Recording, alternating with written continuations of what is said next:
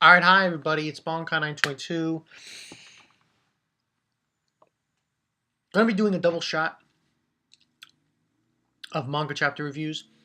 First one up is going to be Seven Deadly Sins. Then I'm going to get into Maggie. Oh, Maggie. The Maggie thing is going to be like a whole different thing, because it seems like next week's Maggie chapter, we're going into a new arc. It's going to be really crazy. It's going to be really crazy.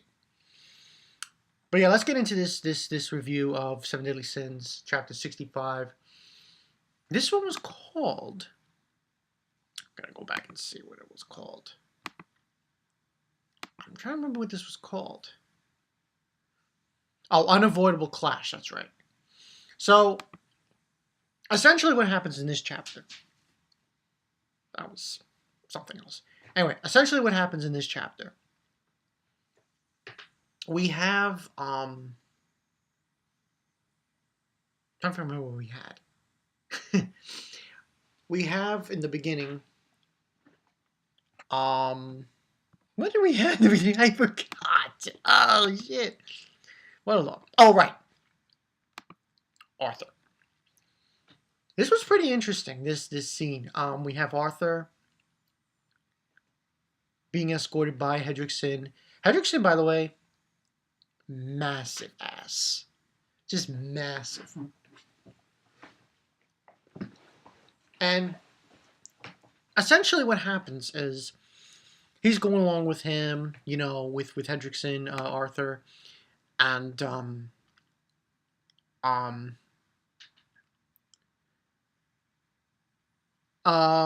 and Arthur basically says that he had a good hunch on something, which I believe was you have some he basically says you have some matters on your hands that is forcing you to deny entry to any outsiders. What do you mean by that?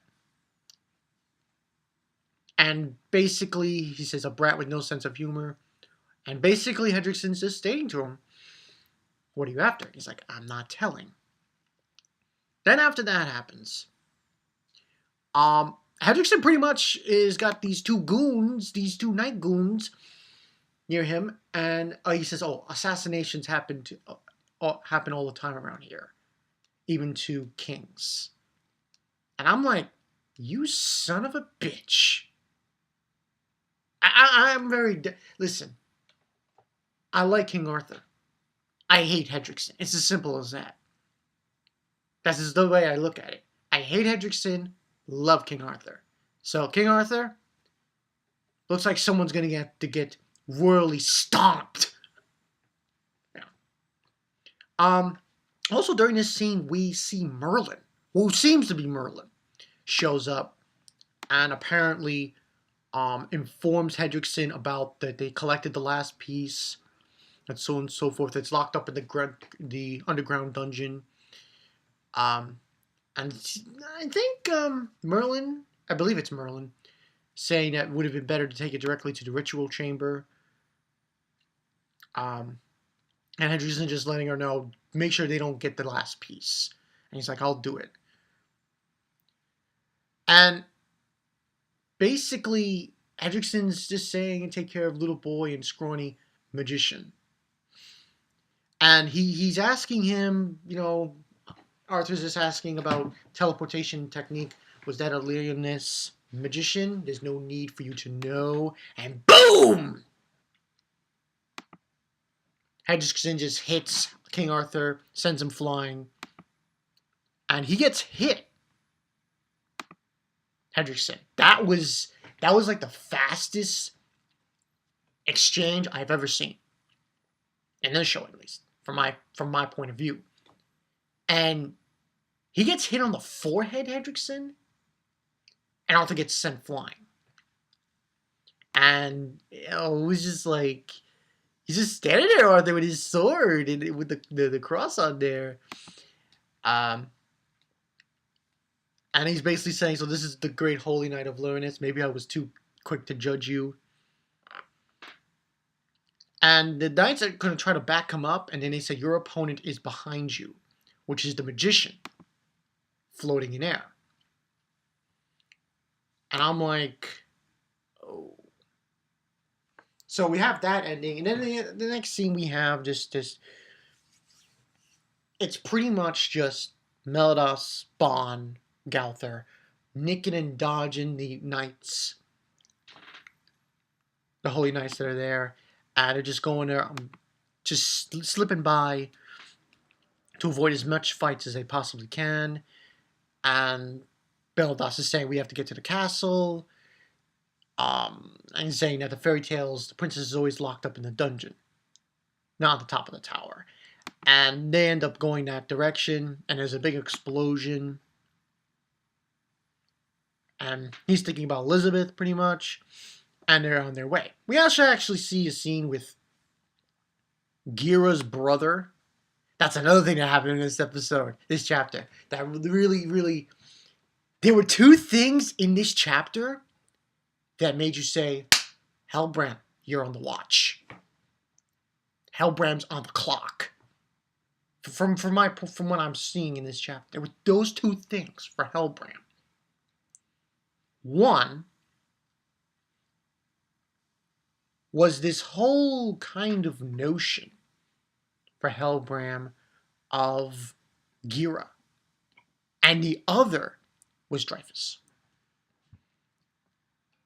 So, essentially, you see Gira's big little brother, and they're in Merlin's castle, pretty much, and you see... And another person that I'm a little...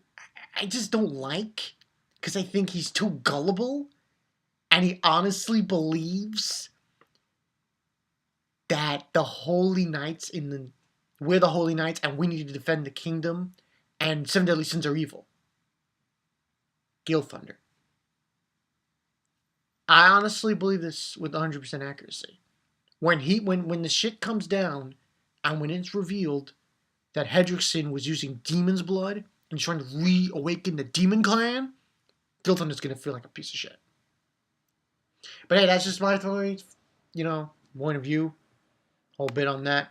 They're basically on their way and in Merlin's castle, and Helbram's getting questioned by Dreyfus. What do we have here? And he's like, there's some crawling with rare magical artifacts. And then he's trying to blame it on the 7 Deadly Sins. They're trying to get their hands on the valuable treasures. And he's like, could he have actually been aware of the demon of the crown? Not good. I have to lead him off somehow. So he's like thinking to himself, oh shit, Dreyfus is suspicious. I can't allow him to find out. I thought that was interesting how they planned that. But it was really weird in that one page. They had that and Gira. Because he's saying, he turns into that little miniature size of him, Helbram, and he tells Gira and Jericho, you have to cutie Jericho, cutie Gira to get rid of the 7 Deadly Sins, okay?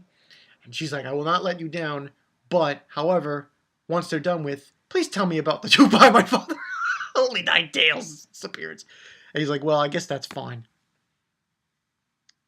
And I'm thinking to myself, Helbram's in a big... he's between a rock and a hard place. On one side, he's got Gira, who's going to question him about her father.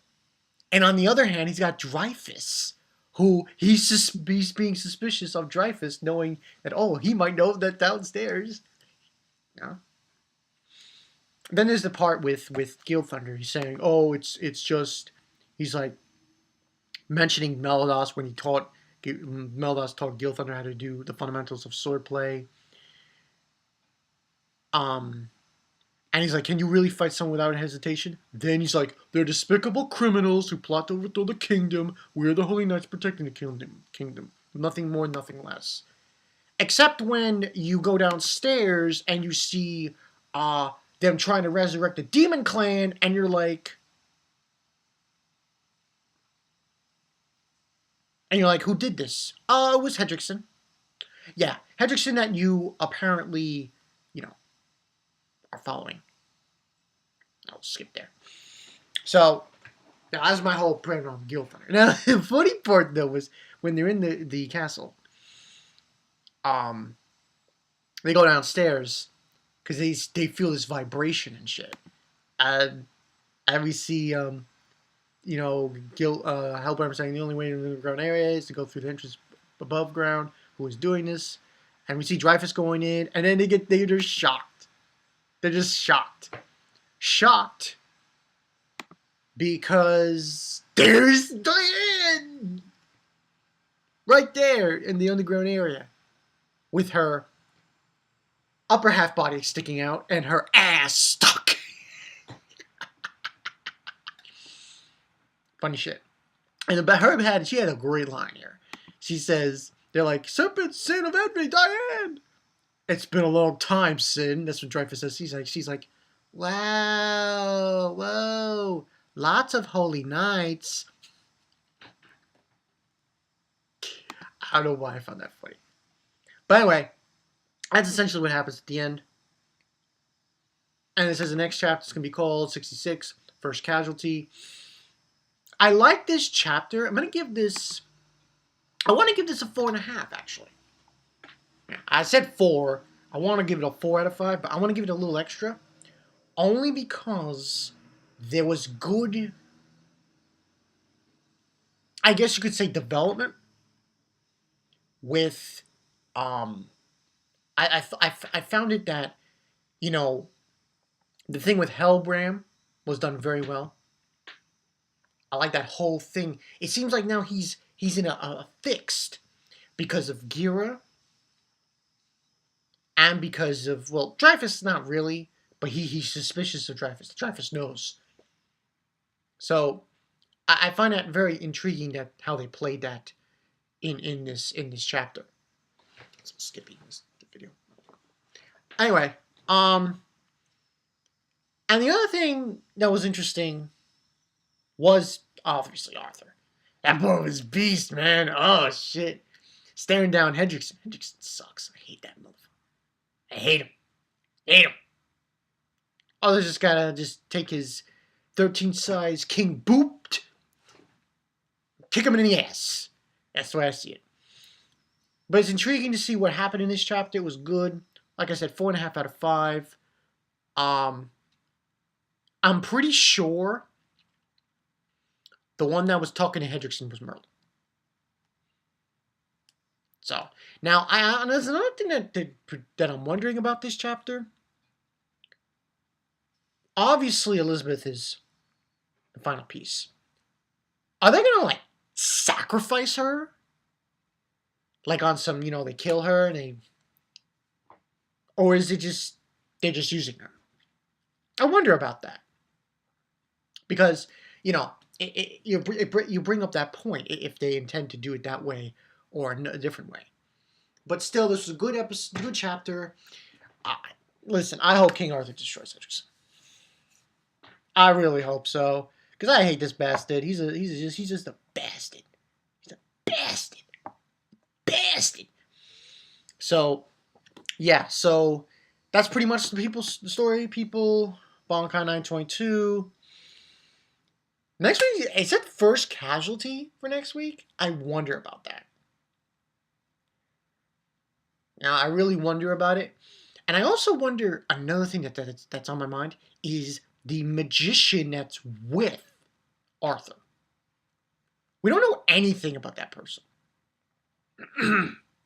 All we know is probably that this person could do illusionary magic. And apparently that person was floating. Now, we don't know anything. So that should be interesting for next week as well, if they get to it. But until then, Bankai 922, see you guys later.